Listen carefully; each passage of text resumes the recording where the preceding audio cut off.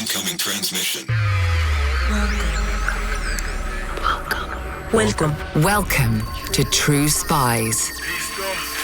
Week by week, mission by mission, you'll hear the true stories behind the world's greatest espionage operations. You'll meet the people who navigate this secret world. What do they know? What are their skills? And what would you do in their position? This is True Spies. By my count, there were 3 of them in the library. Best to hit them now. So I stood up and shouted the equivalent of, "Okay, you sons of bitches, come on out with your hands up." This is True Spies. Episode 37, How to Make Friends and Stage Coups.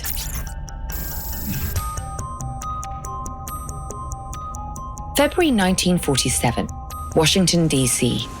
A hard rain lashed against the clean lines of the Harry S. Truman Building, home to the U.S. State Department. It was a Friday afternoon, and the office was clearing out.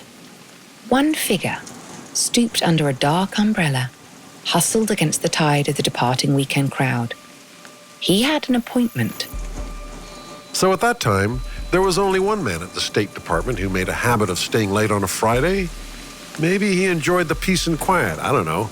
Anyway, his name was Loy Henderson, and at that time, he was the Assistant Secretary of State for Near Eastern and African Affairs.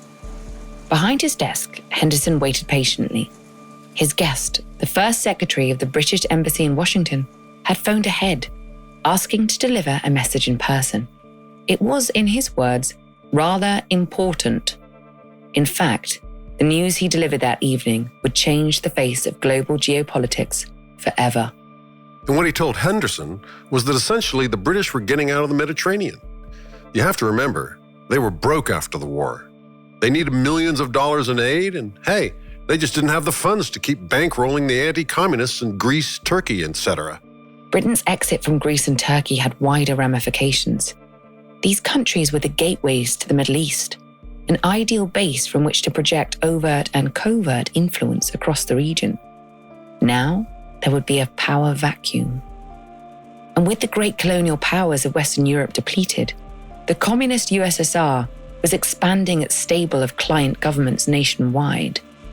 If they were allowed to establish strong footholds in the Middle East, the West risked losing access to the region's enticing commercial opportunities. Now really, the oil was the thing. We needed to keep the Middle East friendly to American industrial interests in that regard. But for some crusaders back in Washington, the bigger goal was to limit communism.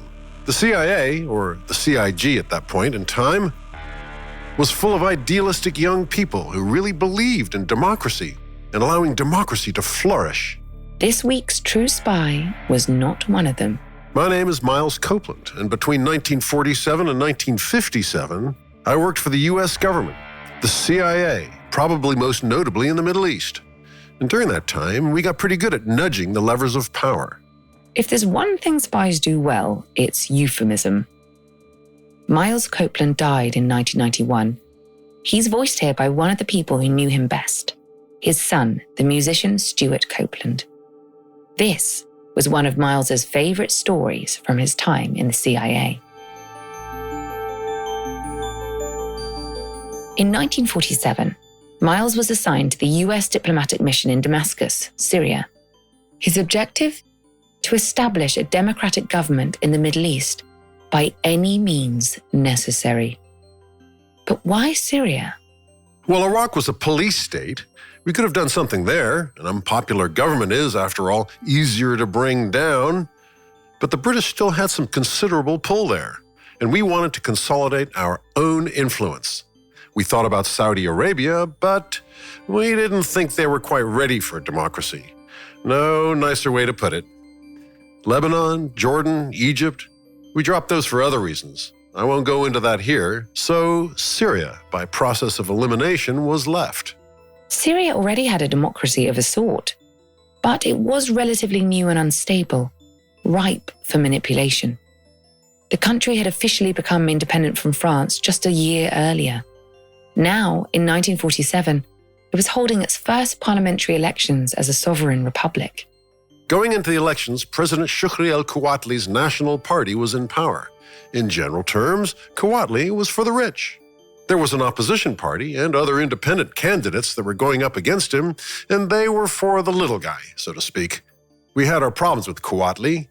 He was anti-Israel for one thing, and he'd been getting cozy with the leader of the Syrian Communist Party, and that was worrying too. The CIA saw the Syrian election as a golden opportunity to install a government that would be sympathetic to American interests. In the CIA's opinion, leaders who were fair-minded and free from corruption would automatically align with the US on matters of international diplomacy. Such was the moral might of the USA post-World War II. The Americans had faith that if the Syrian people were allowed to vote freely, without corrupting influences, they would be well on their way to becoming a liberalized, Western-style democracy. But how could the CIA ensure that the elections were, in fact, free? Let's break down the strategy. Step 1. Clean up the system. Politicians and other powerful groups had already devised creative ways to swing votes in their favor. Now, under the watchful eye of Uncle Sam, these individuals were quietly encouraged to allow the elections to carry on unimpeded. Scribes promised that they wouldn't steal the votes of illiterate people. Taxi drivers were paid to take voters to polling stations free of charge to ensure a high turnout, on the condition that they weren't selective in their choice of passengers. Step 2. Get out the vote. American oil companies in league with the CIA funded a widespread poster campaign. They asked the Syrian people to celebrate their newfound independence by voting freely, without selling their vote or succumbing to intimidation. Step 3. Make it tamper-proof. The Americans provided top-of-the-line voting machines to negate the unpredictable human element involved in vote counting. And our outfit in Damascus was tremendously pleased with all this. I remember the embassy's political officer telling Washington that the 1947 election was going to be as American as apple pie. That was, naive. To say that the elections did not reach these expectations would be an understatement, frankly.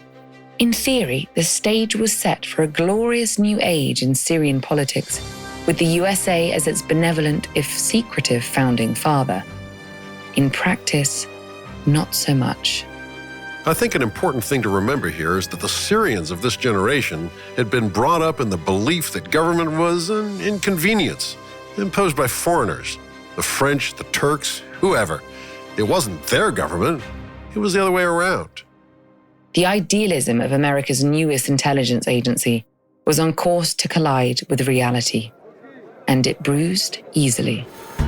The average voter saw an opportunity to get a good price for his vote or to put some relative or other into a position of power. The taxi drivers formed a kind of union. They banded together as a bloc to negotiate their services to the highest bidders. And the scribes? Well, the scribes just broke their promise. They wrote in whoever they liked. Too good an opportunity to pass up. Even those high-tech voting machines didn't come out unscathed. In fact, most of them simply didn't work. A mismatch in the electric current made sure of that. Of those that actually functioned, all but 2 were sabotaged. And those remaining machines? Well, they worked as designed and delivered the result that the Americans desired. But the losers simply refused to accept defeat, claiming that it had come at the hands of imperialist technology. And on top of all that, we hadn't provided direct financial support to any candidates. We were just trying to keep things above board, remember? And that was a mistake. We were about the only government that didn't bring out our checkbook. No, the Americans weren't the only game in town. The Russians, along with the British and the French, all had their own candidates in play. We were new to the game. The others, the old powers, they'd been playing for centuries, even if they weren't what they once were. But we caught up pretty quickly. In the end, President Quwatli's National Party remained in power. In the presidential elections the following year, he won a slim but decisive majority. All the while, his relationship with the USA was deteriorating. The whole exercise had proven to be a painful lesson in realpolitik. But other opportunities for America to exert its influence would reveal themselves soon enough. All the CIA had to do was wait for their moment. So in Syria, I was the crypto diplomat at the embassy. And for the uninitiated, that means I had State Department cover for my CIA work there. My official title was Assistant Cultural Attaché. I'm something of a musician, jazz mostly, so it was a good fit. Miles had been sent to Damascus with clear instructions. He was to make unofficial contact with the Syrian president, along with other key members of the government. From there, his task was to probe for any means of persuading them to liberalize the country's political system. After all, if you can't change the government, you might as well try and nudge them towards your way of thinking. But if the events of the 1947 election had proved one thing, it was that there was little to no desire to liberalize anything. However, Miles had been successful in his first objective. Within 6 months, he developed a friendly personal relationship with President Kouatly. That coziness raised suspicions within the Syrian intelligence community. Fakhri Baroudi ran President Kouatly's personal intelligence outfit, and he was most interested in finding out why so many army officers seemed to attend these cultural cocktail soirees that I held every week or so. Man to man, we got on pretty well, but he knew that something was kind of amiss as far as my involvement was concerned. Fakhri Baroudi took particular offense to the fact that Miles had been allowed to accompany one of the president's top regimental commanders to the front lines of the Arab-Israeli conflict, which Syria entered in May of 1948. Baroudi was incensed. Why would a so-called cultural attaché, an assistant cultural attaché no less, be so keen to make powerful friends in the military? More to the point, why would these military men be so keen to speak with him? He had to know what the Americans were up to. Fortunately, he knew just the man to ask. The embassy's telephone operator, Joseph, was also one of Baroudi's spies. So he was asked to keep tabs on me, rifling through my desk drawers and so on, tapping my calls, etc. And naturally, Joseph relayed those instructions to me. Long ago, Joseph, the phone operator, had realized that there was no sense in turning down a payday, no matter where it came from. In fact, as far as we could tell, most of the native employees who were recruited to spy on us were actually working for the CIA too. Sure, the Syrians could threaten them, but we had the edge when it came to cash, not to mention the retirement benefits. Last I heard of Joseph, he was growing oranges in California.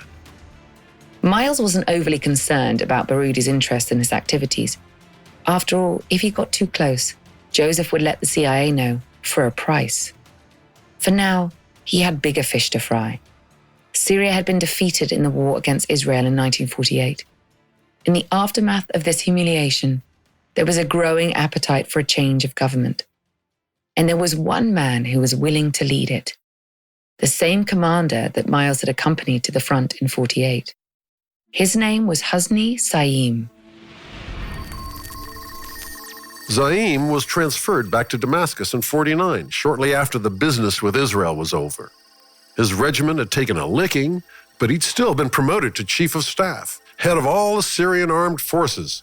So this is a powerful man. And he was one of our closest friends in government. During a friendly conversation with Miles and a CIA colleague, General Zaim made his ambitions clear. It was getting late into the evening, and me, Zaim, and Stephen Meade, the military attaché, also CIA in reality, were enjoying some arak, the local spirit. And as we were drinking, Zaim started loosening up.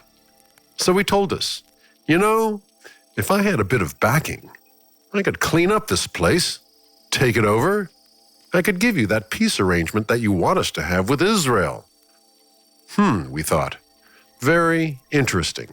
In fact, Zaim confessed that he'd already attempted to act on that ambition barely a month previously. He plotted a coup with 2 other members of the government. But it had been a losing battle from the start. The issue, it seemed, had been trust. And so Zaim goes on. He said, but at the end of the day, you know, the trouble is you cannot trust anybody but yourself. It seems Zaim's coup had been conceived during another boozy conversation. But in the cold light of day, his strong sense of self-preservation had won out against his desire for power. So Zaim had gone straight to President Coatley and told him that these two government colleagues of his were plotting against him. He can't have had much faith in their abilities. He wanted to protect himself for when it would all inevitably head south. At this point in the retelling, the CIA men had questions.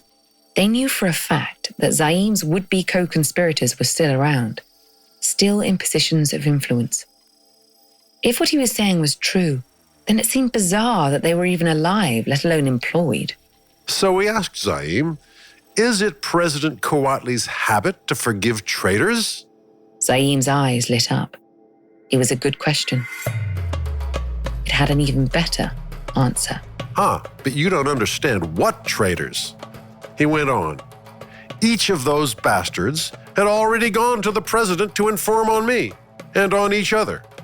It seemed that each of the plotters had decided that they simply had too much to lose. As a result, President Coatley was satisfied that his top commanders were all deeply honorable men, committed to rooting out rogue elements within the government. So then, the CIA's fair play electioneering had failed. An internal coup had never made it beyond the earliest stages of planning. Perhaps the solution lay in a combination of these two approaches. A military coup, aided and abetted by the experts at the CIA. Miles's friend and colleague, Stephen Meade, spoke up. And so Steve says to Zaim, listen, you can't have a coup all by yourself. You've got to trust someone. And you've got to trust someone who can share your successes, not compete for them. Someone without so much skin in the game. Someone like the CIA, perhaps? Zaim nodded along. Just like that, the seeds of a coup had been sown. Sometimes, all it takes to bring down a government is a spy, a soldier, and a bottle of the strong stuff. But if you're planning a coup, you need to have a pretty clear idea of how you're going to pull it off. Sure, you could storm the government, park tanks in public squares, execute dissenters. But if you take that route, become a brutal dictator, you've got to be comfortable with going it alone. It's lonely at the top, especially if you've shot everyone else. And if you happen to be in the middle of a region that holds political and commercial significance for the world's biggest superpower, well, you might find yourself on the other end of a barrel a few months down the road. No, this coup would need to have the full approval of the American government. And that meant it had to be bloodless. And this is where we came in. So, how do you solve a problem like the CIA? Here's Miles with a step-by-step guide. A coup 101, if you like. So first, with a little assistance from yours truly, there would be a series of incidents, real or staged, that would exaggerate the unrest that was already brewing over there. And once there was a perceived threat to citizens and foreign diplomats, well, then we could pretty easily justify increased security measures that would never be otherwise tolerated. After the population was psychologically prepared for a restriction of their freedoms, they'd be treated to a symbolic spectacle. For example, maybe an important building being burned down, or an attempted assassination, or even a riot. Anything that could prepare the ground psychologically for the people to accept the need for martial law. Then the conspirators would move military or police units into their positions, as close to their respective targets as possible. The leaders of those units would be given sealed orders, which were not to be opened until everything was in place. They wouldn't know exactly what they were carrying out until it was almost over. But they were known to be loyal to Zaim. That just leaves the end game. A number of tightly coordinated moves by Zaim's men on the ground. One unit would take the radio station, another the central power station, and another the president's office. The vital organs of the state. And at that time, they'd be locking up any key military leaders, policemen, or politicians who might stand a chance of resisting the coup. It all needed to be coordinated and quick. No loose ends. 2 days of sober planning followed that initial conversation. Zaim was convinced by the CIA's clarity of mind, impressed even. But he still didn't trust them, not exactly. the details of the coup's definitive moments were kept from Miles and Stephen. As for what happened on the night, as far as Zaim was concerned, that was a need-to-know situation, and we respected that. In the meantime, we got to work starting these incidents, preparing the public for martial law. As it turned out, spooking the Syrian public was more difficult than Miles had anticipated. First, a violent student protest had been organized, demanding immediate action against Israel.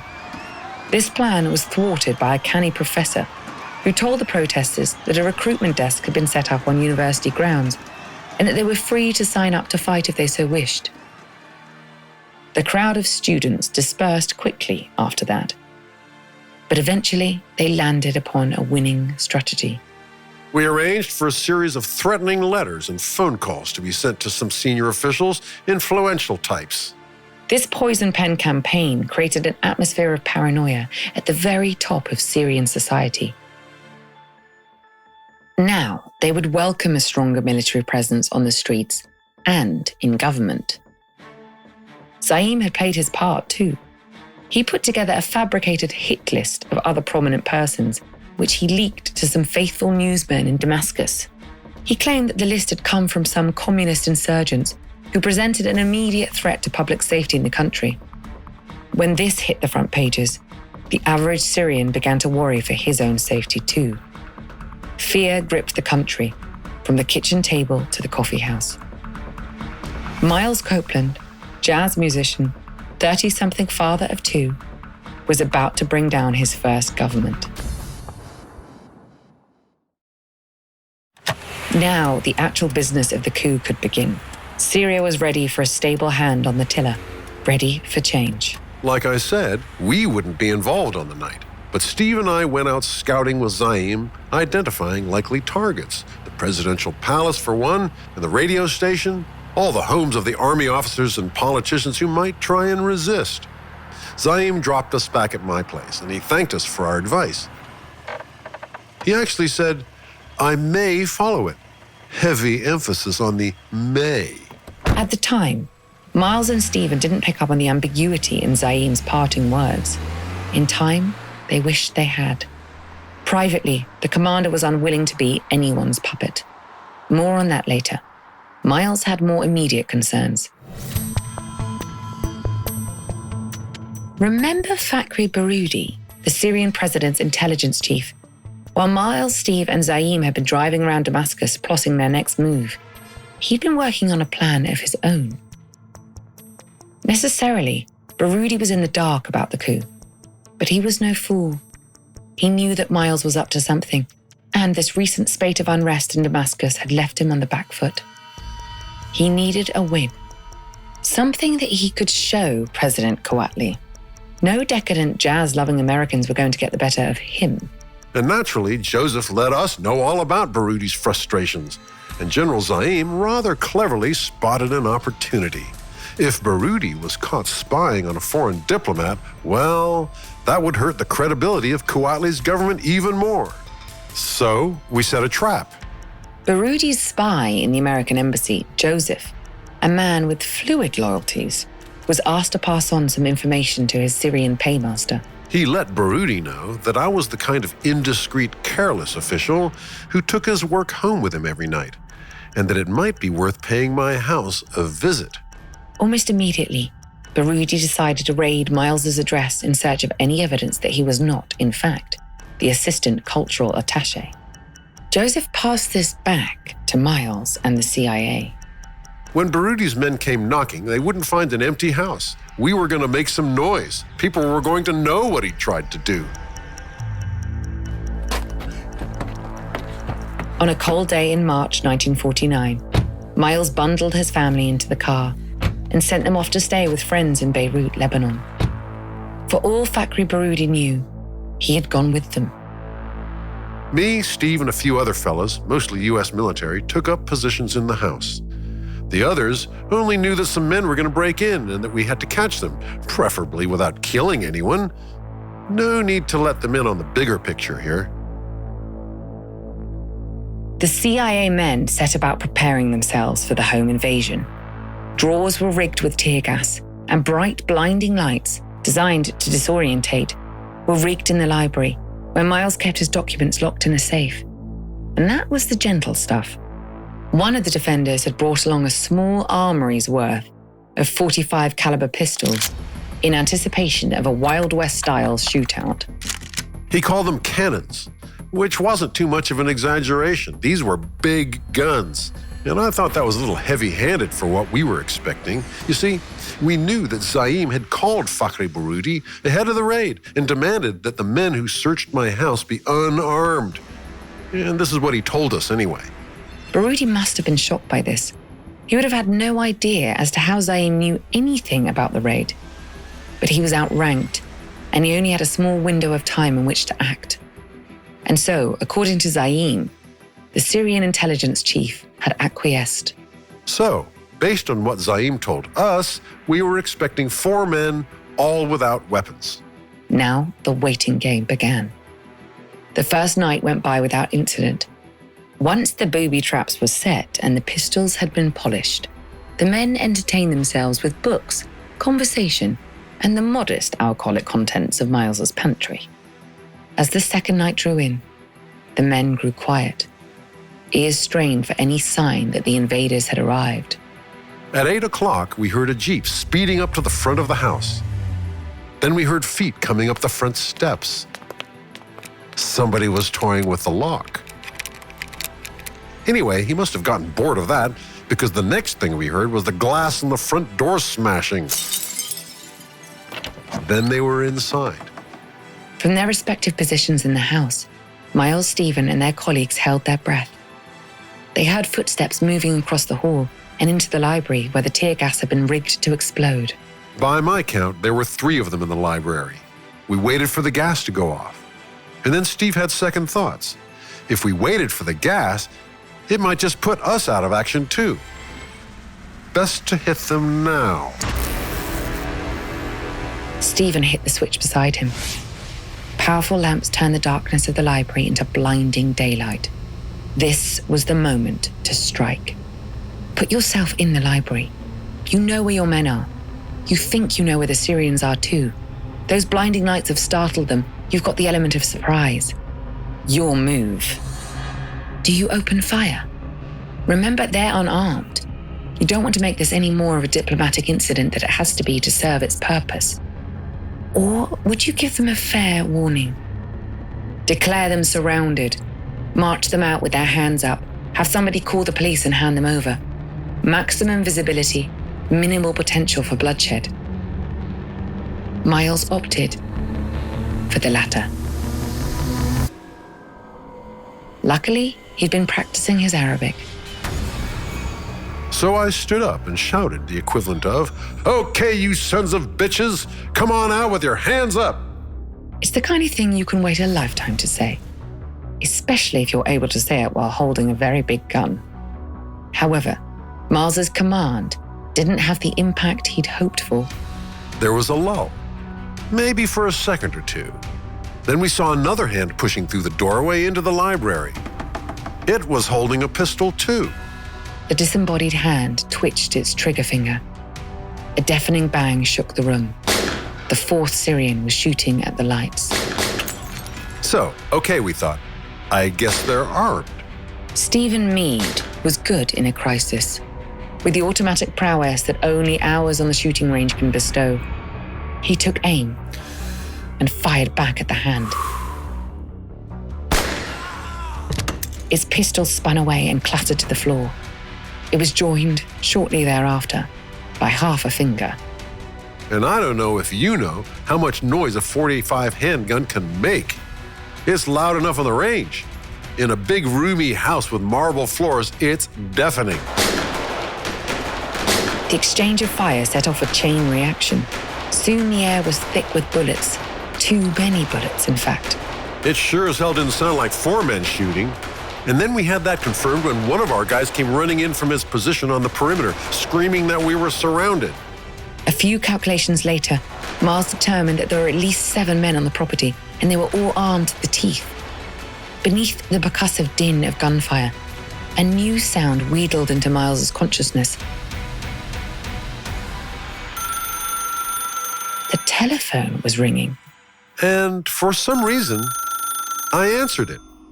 A friend had heard reports of gunfire at the Copeland house. Naturally, he decided to check in. So I crawled over to the hall telephone and picked up. Hello, Copeland residence. Sorry, but I'm a little busy right now. You hear shooting? Yes, it's right here in the house. It's a little complicated. I'll tell you about it when I next see you. Listen. Damn, now they're shooting at me personally. I better hang up now. Could you keep your cool? Let's hope you never have to find out. The shootout lasted for 22 minutes. We had another man watching from outside who timed it helpfully. By now, there was quite a crowd gathering outside. We were starting to draw some real attention, more than we'd planned anyway. Eventually, one of the Syrians inside the house had managed to engineer an escape from the gunfight, leaving somewhat shaken through the library window. Realizing that the simple intelligence gathering mission was beyond saving, his compatriots followed him out. They sped away. The shooting stopped. And then for a moment, everything was quiet. I had a minute to look around and check the damage. The door into the library looked like Swiss cheese, and likewise the carpets.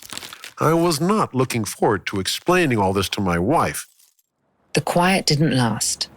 Barely a minute had passed before the roar of engine noise flared again outside. A convoy of jeeps and police vehicles descended on the house. Husni Zaim had arrived on the scene. His men helped to manage the chaos. Everyone was fine, but we had questions for Zaim. For a start, we knew he'd given Baroudi his marching orders, and why hadn't he made him stick to 4 unarmed men? The general smiled and replied, "Well, if a small incident is good, a big incident is better." What if someone had been killed? Well, no one was, were they? And what the hell do we do now? Wait and see. The dust settled. Statements were taken and journalists were palmed off. There would be enough to explain to Washington as it was, without local newspapers sensationalizing the events of the evening. So no, it didn't go entirely to plan, but Zaim was right. We had fanned the flames of chaos, as it were, and it was a very bad day for Baroudi and for the president. The stage had finally been set for Zaim's coup, and there was no sense in waiting. It happened on the following Sunday. Everything went exactly to plan. The army took the radio station, the power station, and the palace. President Kouatly and Fakhri Baroudi were both imprisoned, alongside several other Syrian notables. No blood was spilt. The CIA had their friendly dictator, someone who could hold the fort until free and fair elections could be properly introduced. Or so they thought. So it turns out Zaim had no intention of holding free elections. We figured that out pretty quickly. We were working with him to get official recognition from the US government, and when that started to look like a sure thing, his attitude changed completely. In the end, I guess he was right. You can't trust anybody, and we should have known. The first sign that the honeymoon was over came on a hot afternoon in the summer of '49. Miles and Stephen Meade, still basking in the glow of their triumph, were waiting for Zaim to attend a meeting. So we were hanging out on Zaim's veranda, I remember. Steve was lying full length on a sofa swing eating peanuts, and I was slouched over an armchair. Then the general walks in, an hour late, and just sort of stands there. Anyway, Steve says, "Hey, Husni, we've been waiting almost an hour." And he just stood there, totally still. Eventually, he speaks up. You know, most people stand up when I enter a room. So sure, we stood up. And most people address me as Excellence. So he was Excellence from that point onwards. A lot of good it did him. And as we left that meeting, Steve turned around to me and said, "I think we're going to be starting all over again." His Excellency, President Husni Zaim, remained in power for less than 6 months. 4 of his top commanders, men who'd helped him take over, were getting the same high-handed treatment from Zaim that we were getting. And they didn't like it either, understandably. I was woken up at 4 a.m. one morning by gunfire coming from the presidential palace. I ran over there in my pajamas, and by the time I got there, it was over. He was dead. They dragged his body down the stairs, and his head hit every step. Over the next few years, Syria was rocked by a succession of violent military coups. The CIA's actions had not brought democracy to the country. Far from it. In fact, it would never be the westernized foothold that the USA desired in the Middle East. So we really didn't learn anything that we should have learned from this experience. I mean, that much is obvious. Look at the other coups that we were involved with in the Middle East. I mean, look at Iran, for example, in '53. Cuba was worse. The Bay of Pigs in '61 was a disaster, but I was out by then. I think eventually we figured out that getting somebody into power is one thing, but what happens next is a crapshoot. I'm Vanessa Kirby. Miles Copeland was voiced by his son, the musician Stewart Copeland, who provided the materials which made this episode possible. For more information on Miles Copeland's life undercover, download My Dad, the Spy, an original podcast series from Stewart and his siblings. Head over to audible.com to listen now. Join us next week for another close shave with True Spies. We all have valuable spy skills, and our experts are here to help you discover yours. Get an authentic assessment of your spy skills created by a former head of training at British Intelligence at SPYSCAPE.com.